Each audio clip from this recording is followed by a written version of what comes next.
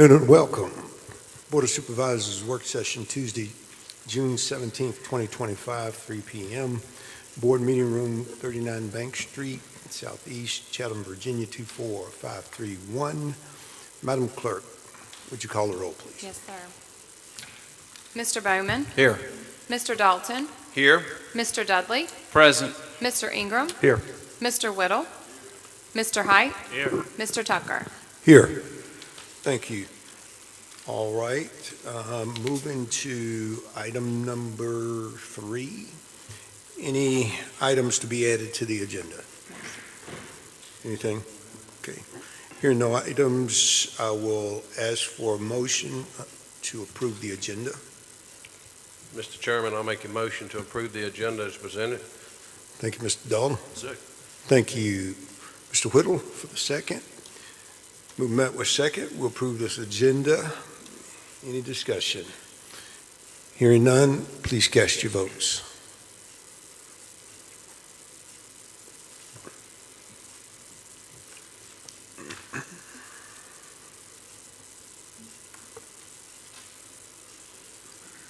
Motion passes 7-0. I'll read this. For the citizens' convenience, all work session and committee meetings are now being recorded and can be viewed on the county's Facebook and are now being in the same YouTube location as the Board of Supervisors business meetings. Please remember that the board's work session is designed for internal board and county staff communication, discussion, and work. It is not a question and answer session with the audience. Accordingly, during the work session, no questions or comments from the audience will be entertained. Respectfully, and any outbursts or disorderly conduct from the audience will not be tolerated and may result in the offending person's removal from the work session. As a reminder, all county citizens and other appropriate parties are designated by the board's bylaws are permitted to make comments under the hearing of the citizen section of tonight's business meeting. All right, we move to item 5, presentations. All right. So are we going down to item 6, or is this, I'm looking at this agenda wrong. Item 6, Safe Streets, Mr. Arnold. Good afternoon, and thank you for being here. Good afternoon, gentlemen. Hope everybody's doing well this Tuesday afternoon.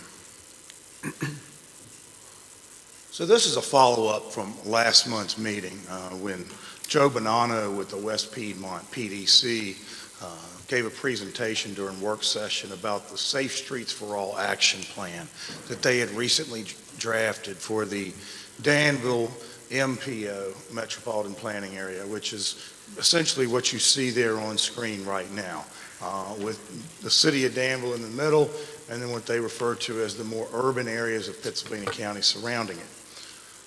What this map is showing is the full roadway network within the MPO.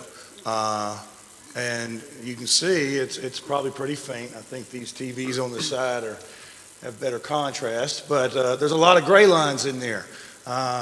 And only about 7.9% of the roads in the MPO's transportation network are shown in, are colored in, or are in red. However, those roads constitute 57% of all the crashes that occur within our MPO. So that's what they call the high injury network segments.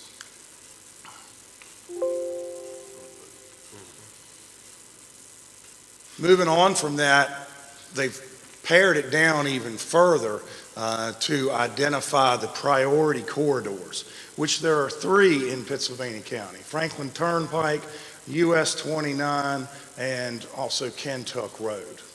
And those also are found on the high injury map that I just showed you. So where we are, last month was just to more or less adopt the plan. The city of Danville did it at their city council meeting. We did it at our monthly board meeting in May. Now it's time to see about going after some grant funding, which would be an implementation grant. And it's it would require a 20% match from the locality. So what West Piedmont PDC has done is provided a list of some recommendations, and I handed out before the meeting a packet that is not in the same order as these slides, but the content is the same. So hopefully, just in case things are a bit too grainy or whatever on screen, you can make them out better in the handout. So let's start with Franklin Turnpike. And again, all these recommendations, they're going to vary in cost. And we're going to get to that at the end as far as available money that, in Ms. Vanderhyde's absence, Mr. Garrett Van Allen has tracked down for us, because we do have some money available should we wish to partner with WPPDC on this grant application. So a new traffic signal at Franklin Turnpike and Orphanage Road. Construct a shared use path along the west side of the corridor. Replace two-way left turn lane with a median. So those in bold are probably the, I guess, from West Piedmont's standpoint, the most highest priority, they would say. Roadway lighting could also be improved. Speed feedback signs, which essentially are signs that let you know how fast you're going. The locations for those will be based upon traffic data as well as engineering analyses. Speed cameras at Twin Springs Elementary in their school zone. You're going to see that again with one of the other corridors that is recommended for prioritization here, which is out on Kentuck Road. And that's also something that you all may be familiar with coming up in previous conversations. I know the Sheriff's Department has been keen on this for a while. Let's see. Stop bars at cross streets, divided highway at cross street signage, and so forth. You all can read the list. So that's for Franklin Turnpike. Similarly, we have some of the same recommendations for the US 29 corridor. Again, the top three, a roundabout, US 29 Business and Malmason Road, potentially a roundabout, US 29 at Lawless Creek Road as well, and let's see, turning lane improvements at US 29 and Spring Garden Road. So a roundabout is probably not going to be one of your cheaper options, I would dare say. That's pretty extensive construction there, but it is something that is being recommended at this time.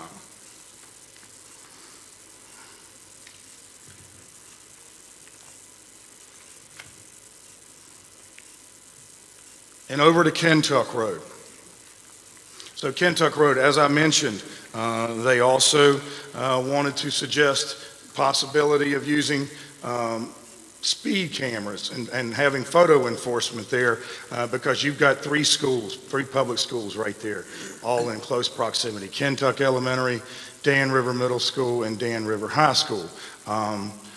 Wide edge lines, a center line rumble strip, safety edge, which would be applied during repaving projects where appropriate, and then also an evaluation of the existing passing zone in the school zones in that area along Kentuck Road.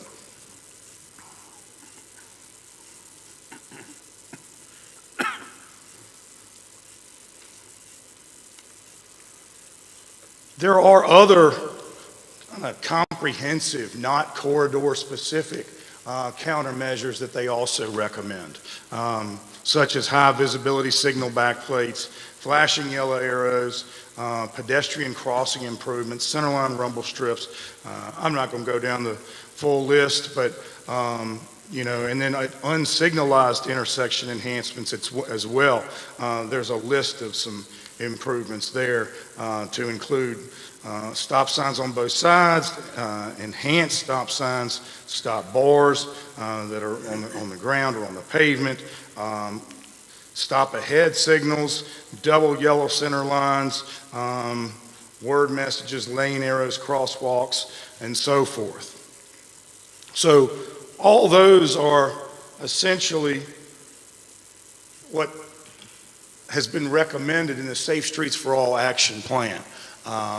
And as I mentioned, we do have funding available in the grant local match / contingency line. So right now, and Mr. Van Ellen, correct me if I'm wrong, 173,000 and some change approximately, okay? Now, we did talk to, initially, when we talked with WPPDC about how much might some of these improvements cost. We were thinking, well, if the grant total was $100,000 and the local match was $20,000, that would probably go pretty far. But what we're finding is that really is not going to go that far because that would more or less cover programming types of improvements and not really physical or engineering types of improvements. So it goes back to the point about roundabouts. You know, I would say they're on the more costly end of the spectrum. But we hope that today maybe we could at least have a discussion if there's, you know, certain priority corridors that we would like to focus on or the types of improvements we think might be the most impactful and worthwhile to use and to go after for this implementation grant. The implementation grant does have a deadline of the 26th of this month. So this is a bit time sensitive, I would dare say. One other item that they did bring up along with programming types of improvements, which those usually pertain to driver's ed, you know, things like that, like educational opportunities, but they did bring up Jaws for Life and how that could be something that may be of benefit. And I'm not an expert in fire and rescue by any means, but it sounds like that might be more of a greater demand for Jaws of Life, possibly now with EVs. Electric vehicles is one thing that West Piedmont pointed out to us. So in any event, I did want to bring you all up to speed on several of the recommendations that they've brought forth and just gauge you all's interest on what might be, which direction the board would like to go with this matter. Thank you, Mr. Arnold. Yeah. Questions from the board? Mr. Bowman? Mr. Chairman, thank you, Mr. Arnold. The grant would be provided through the West Piedmont Planning District, is that correct? They would administer the grant. They would be doing the applying and administering it, all the fiscal responsibilities that come along with it. Right. Okay, and so I'm a little bit confused because I thought we went through the priorities of this months ago, especially on Route 41 Franklin Turnpike, where VDOT had identified on Orphanage a turn signal there, and down the road, roundabouts or median improvement and that kind of stuff. So I'm a little bit confused. What are we going after the grant for That's specifically? Safe Streets for All. That's a different program, Okay, but what you're referring to that we work with VDOT on. so help me here on understanding what this grant specifically would be going for. This grant is really, I guess the two kind of work in concert, but it's not going to be going after the same items that may already be funded or that we're already pursuing with Safe Streets for All. This is a separate set of recommendations that have been brought forth through a different report, the recently adopted Safe Streets for All Action Plan. Okay, that was a word salad. Thank you very much. I serve as a rep on the West Piedmont Planning, so I hear this from those folks out there. I just want to make sure that I know what we're voting on and what that money is going to be used for once we get it. Right. Okay? Right. Thank you. Thank you, Mr. Chairman. Everything that I brought up Yes. here is apart from the smart scale initiatives.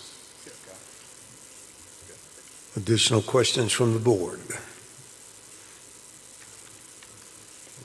Yes, sir, Yes, Mr. sir, Mr. Chairman. Dalton. Yes, sir. Thank you, Mr. Arnold. Good presentation. Do we have any idea of the cost of any of these suggested areas? I mean, At this point in time, that's the information I'm getting back from West Piedmont is they don't have any definitive numbers other than to say the $20,000 local match. If that's what we said, that's all we could do. Right. We're probably going to be looking at programming types of improvements and measures, which the only one other than just driver's ed and other things like that that jumped off the page at me was the Jaws for Life, which would go for, our I mean, first responders. Yeah. I mean, I'd be in favor of anything that we could do for safety, regardless of what road it's on, for any type of improvement, but I guess y'all could get some numbers and bring it back next meeting, or do we need to actually approve spending money on a grant? I guess, go ahead. Mr. Arnold, as I understand it, and as I understand it, Mr. Dalton, this thing is time sensitive based on Yes. the report that Mr. Arnold gave us, so we have to take some type of action this evening, and I'll comment further once we have all the questions from the board. 26th of this month is the deadline. Okay. All right, that's good. Thank you. Yes, sir. Any other questions from the board? All right, thank you, sir. Let me make a couple comments, and I have a couple questions. And Mr. Van Allen, thank you for being here. Would you come up, please, and assist Mr. Arnold? Mr. Arnold, don't go too far, because I've got a couple questions here. Let's see. Let's go back in the way of review real quickly. How much money do we have sitting aside in a pot that we could actually match with? What's the total number? So the total number in the grants local match contingency is $173,299.49. We did budget $75,000 for FY 2025, and for FY 2026, we have also budgeted $67,434. Okay, so that being the case, if we, and obviously, you're better at math, but if we do some quick math, I guess my question is, and Mr. Arnold, you might assist with this question, how much of a grant are we actually going to apply for? Since, because we can actually back into the number and figure out exactly how much, because what you've mentioned, 100,000, 150,000 is not, that's going to be pee in the dish. That's not going to touch it. It's not going to make a dent in the litany of things that I listed off. Correct. Right. So I think, I guess, my recommendation would be, if we see that some of these recommendations do need to be pursued, then we set aside an amount that we're comfortable with on the local match. And then if there are other priorities that we want to earmark, for this upcoming grant application, then we try to work with West Piedmont PDC to get those in within that, our local match tolerance, or whatever you might say. So you're right. When you say backing into it, if we can identify the dollar amount to kind of that we're comfortable in setting aside and committing to this, then we could go with filling in the priorities from there. And I'm going to appeal to my colleagues and just kind of using horse and donkey language here, but if you can earn $1 at the tune of 20 cents, why not max it out based on what we can apply for? When I say max it out, let's take a look at the money that we've set aside. And you said FY 25, it's, what did you say, 60? For FY 25 or 26? 25 and 26. For FY 25, which is this fiscal year, 75,000, and for next fiscal year, FY 26, it's $67,434. Okay, so That money also does roll over I get it. each year. Right.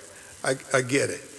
So, I guess in my mind, I would go ahead and apply for, maxing out the 75. You'd be realistic looking at applying for $350,000 there, about round numbers, and you, like I said, I'll let you guys back into it. But, I think it would be wise if this board go ahead and have them to submit for the larger pool of money, because we need all the the help we can get as we tackle these projects. So if we can get that kind of money for pennies on the dollar, grant-wise, I'd be in favor of, just maxing out the ask. Okay? If that makes sense to everyone. Yeah, just so I confirm, just so I'm clear and we're clear, 75,000 is what was allocated for FY '25. But that number currently is higher because there's been some carryover, right? Right. Yeah. But it's 75 is all we want to go with for this, because that's what was set aside for FY '25. That's totally appropriate, yeah. And then the other would roll over until next year. I mean, if my colleagues are comfortable with that, I would suggest that, so that we, once we approach this deadline, let's get every dime we can get, because we're only having to match at the tune of, we'll call it 20 cents a dollar. I mean, everyone understand that? Oh, yeah. Okay, you good? Yes, sir, Mr. Whitaker. Well, now, will this money just go for one of these three projects? No, sir. I mean, it could go, there's a lot out there as far as these different, 3 different priority corridors, and you have upwards of 8 to 10 per corridor recommended. And so exactly how far that 75,000 would go for our 20% local match remains to be seen. And that's what we're going to have to go back with West Piedmont and their consultant and start hammering out and ironing out and everything.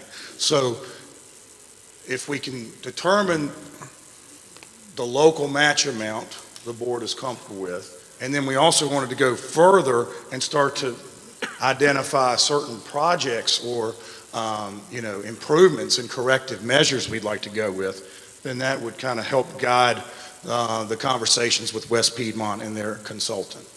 And then you'll come back and show us which jobs y'all picked off each one. We'll report back when the grant application is submitted, which ones we actually put in for, that we felt like could be funded within the county's portion of the project. Yes, sir. Yes, sir. Mr. Dudley.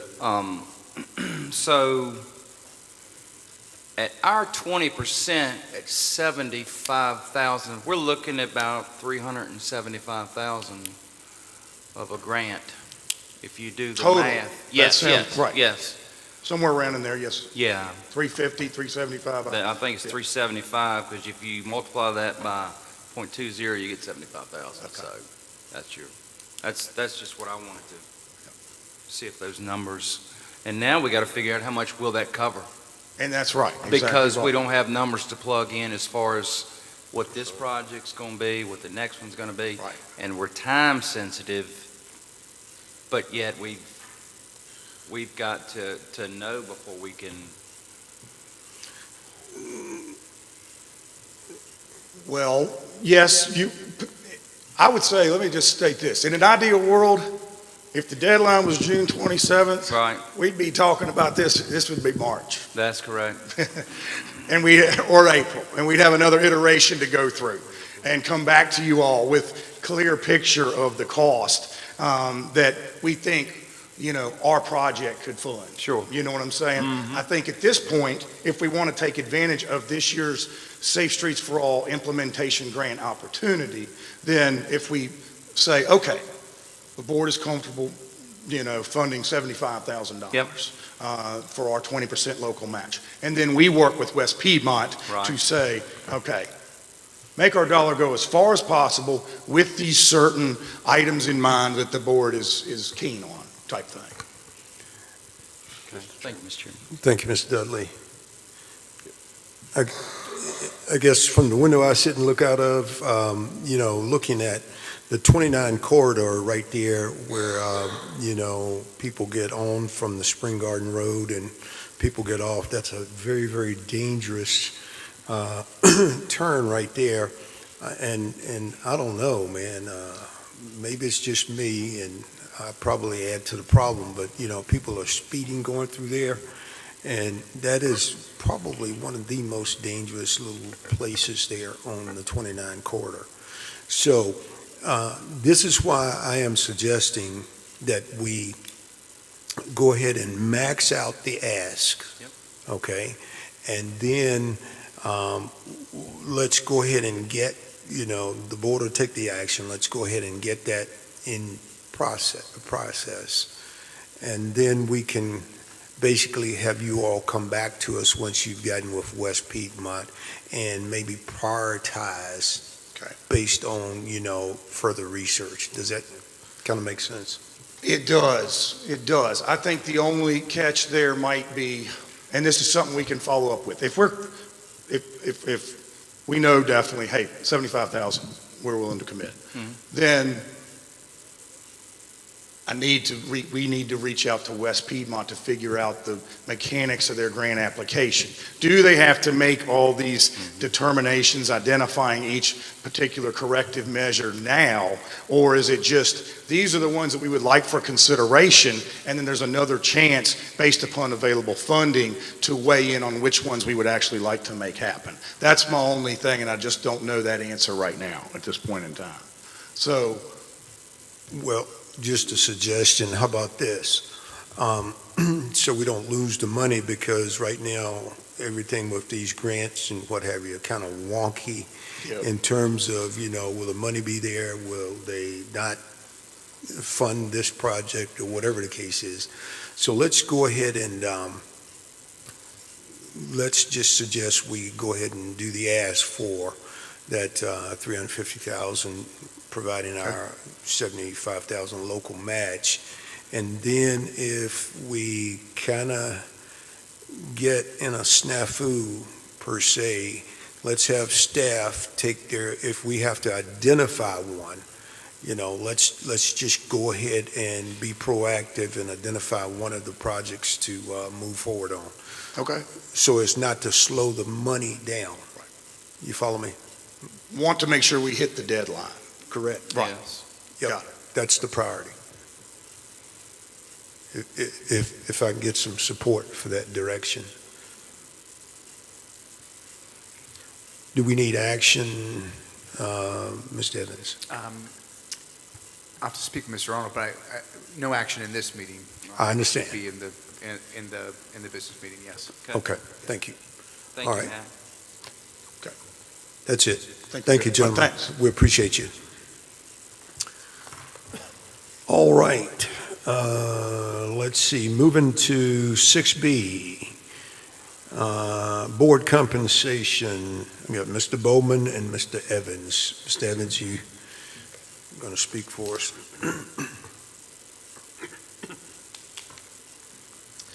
Thank you, Mr. Chairman. I'll let Mr. Evans lead it off, and we'll kind of go back and forth with any questions from the board. Thank you, Mr. Chairman. Yes, sir. The matter that's on the work session agenda today relates to Board of Supervisors members' compensation. There are two sections of the Virginia Code that address the manner in which the board sets its own compensation. Those are Virginia Code Section 15.2, 14.14.2, and 14.14.3. This board has historically operated under Section 15.2, 14.14.3. There is a compensation schedule that's listed as part of that statute. Based on my recollection, I believe that statute was last updated in 1998. So I was still in middle school. But the board is currently still under that compensation level. So the compensation for individual board members has not been adjusted in some time. Even that subsection of the code, or that section of the code, actually anticipates the board increasing the compensation rate over time. That has not been done by this board. There's been no adjustments above the statutory cap that's referenced in the code. Section 15.2, 14.14.2 allows the board to independently set its compensation. There's no specific limitations on that pursuant to that code section. It's my understanding that's the proposal that's before the board to be considered, to be discussed as part of this work session and to be considered as part of the business meeting later on tonight. The compensation of the board is limited statutorily, depending on how the board elections are handled, whether they're staggered terms or non-staggered terms. But in essence, the board sets the compensation for future boards.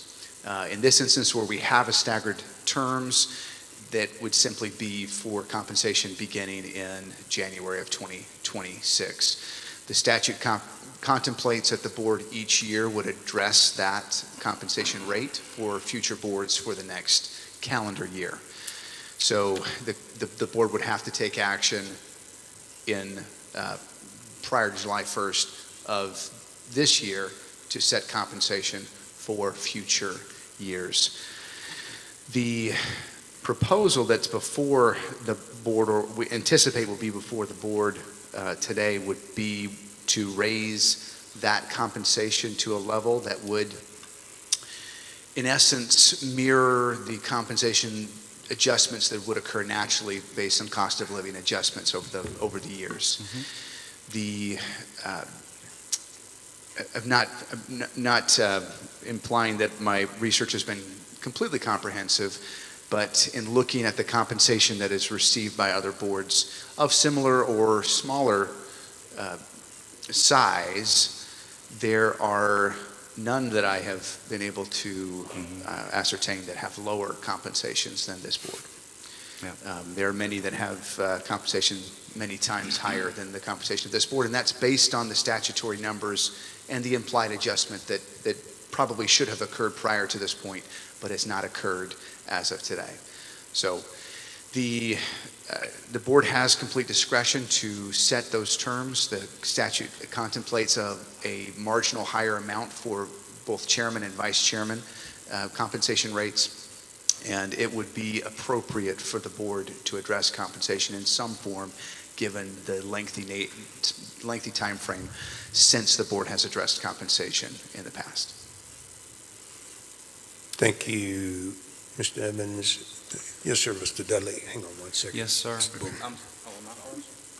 Mr. Bowman, I think, wants to hitchhike on his coattails. Let me make a couple of comments here while Mr. Evans has given a good synopsis there. The Finance Committee, during our deliberations when we were doing the budget this year, this was brought up and discussed during the Finance Committee. At that time, the Finance Committee agreed, that this needed to be addressed, and in fact, funds were actually put in the board budget line, the Board of Supervisors budget line for this. So it already has been accounted for in this current budget for the upcoming year. And we went through the numbers. We figured, we're not going high end. We're not going, shooting for the moon type thing at all. But in fact, just bringing it up so it is in parity with a lot of our surrounding localities. Again, as Mr. Evans said, it starts on January 2026. It goes through December of 2026. And then again, during the next budget cycle, it'll be addressed again. So each year it'll be recurring. So the one other comment that I'll make is this also gives the school board, the opportunity to adjust their salaries also. So unless we do something here, they cannot do it. And so it gives them an opportunity then to increase their salaries at the same time. So with that being said, we'll address any questions. Thank you, sir. Mr. Dudley. My questions have been answered. Are you serious about since elementary school? Middle school. Okay. Middle school. Okay. All right. He answered my question. Be January 1 effective, so. Any other board members? Mr. Chairman, Yes, sir. Mr. Okay. Height, thank you. do we have any figures? hang on one second. Do you have those numbers in front of you, I do, Mr. Mr. Evans? Chairman. Would you go through them, please, sir? Yes, Mr. Chairman. The proposal, and obviously the board has complete discretion over the process, but the proposal is that there would be a board member compensation rate of $1,500 per month, that be increased for vice chairman to $1,650 a month, and then $1,850 a month for the chairman position. Okay. That answered my other question. Thank you, Eddie. Any other questions for Mr. Evans? Okay. Let me just quickly make a couple comments, and I want to stress the fact that, during our budget hearings, the Finance Committee, we set aside the money to take care of this. And I would venture to say we probably, previous boards probably had the idea of kind of how the House of Representatives started out. They would only be there for a limited amount of time, and they had to get back and take care of their farms and livestock, so it wasn't a full-time job. But now we have progressed to the point that what we're doing requires quite a bit of intense and in-depth study, focus, a lot of reading. You have to crisscross the county, and you would not ask any employee to work 15 years without any type of raise, let alone 20 plus years. So I think this is, in my mind, it's appropriate. There was some discussion about, compensating committee members and, for that sort of thing. And I would not like to get in the weeds with that, nor changing up these committee assignments and all of that kind of stuff as far as compensating for them. But I will support this effort in terms of making this, and we can legitimately say it's a nominal increase, and not necessarily for ourselves, but we have to think about the future. And we have to think about the caliber of supervisors that would basically run the county down the road in the future. And if they are not at least appreciated monetarily, let's forget about talking about compensated, but if they're not appreciated financially, monetarily down the road, then I think it hurts the county in terms of having some of our better, brightest individuals actually get out here and run for public office. So I think it should also act as an incentive, for lack of better words. Therefore, I'm going to support it. Thank you, Mr. Chairman. And those were the 2 points that I was going to get to there, but I agree wholeheartedly on the attracting candidates for Board of Supervisors seats and for school board seats.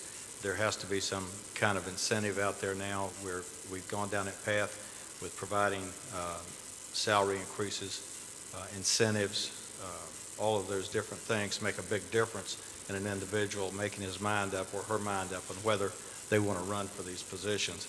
So I think it brings us into the present, and it gives the boards, future boards, the opportunity to make those adjustments as they need to.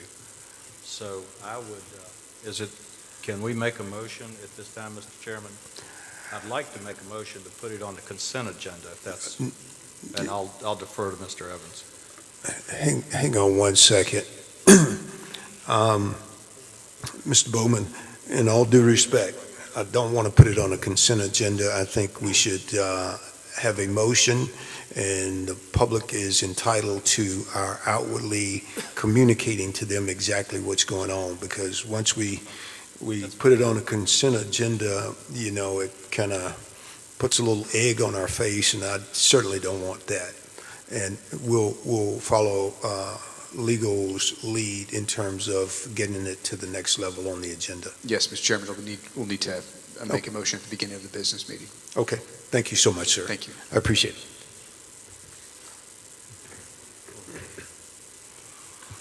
All right, that takes us down to item number 8, closed session. Mr. Evans, would you read us in, please, sir?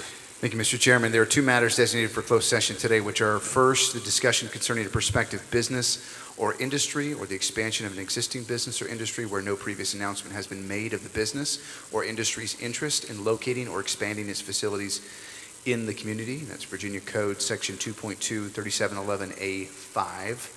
Unannounced prospective businesses and industries. This is a general economic development projects update. And the second matter is discussion of the award of a public contract involving the expenditure of public funds, including the interviews of bidders or offerers, and discussion of the terms of or scope of such contract, where discussion in an open session would adversely affect the bargaining position of or negotiating strategy of the public body. Legal authority, Virginia Code, Section 2.2, 3711A29. Subject matter, comprehensive plan. Purpose, comprehensive plan update project interviews. Mr. Chairman, now be appropriate to entertain a motion, second, discussion, and vote on the closed session. Thank you, Mr. Evans. I'll entertain that motion. So moved. Thank you so Here it much. Okay. Second by Mr. Bowman over here. Any discussion? Hearing none, let's cast your votes.